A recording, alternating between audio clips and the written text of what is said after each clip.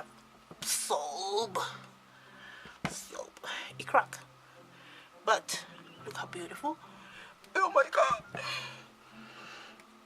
look how beautiful, but it cracked. Cutting time. Hello everyone. So I try to make a soap with beet powder and turmeric powder, but what happened, this beet powder that I use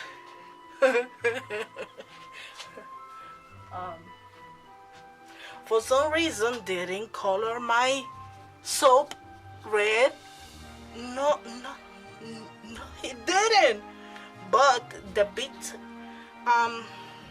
powder itself is in the soap. It's not turmeric on top of the soap, and it's the beet powder. So as you can see, that is what I use. Here in this part is all turmeric, but in the top part it's supposed to be beet powder. So yeah, it's not red, it's not burgundy, it's not pink. So what happened, I don't know, but it is beet powder. Oh well. Oh, and it's so hard. It went through gel face. I was like, oh my god.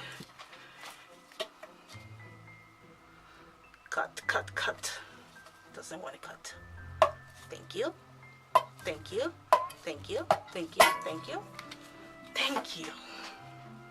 So it went through gel face, full gel face. Look at the pictures. And yeah, and it went back to the color itself, but it smelled like essential oils, a blend that I did.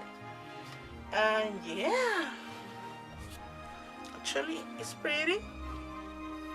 It's not a wow, but it's pretty and smell good.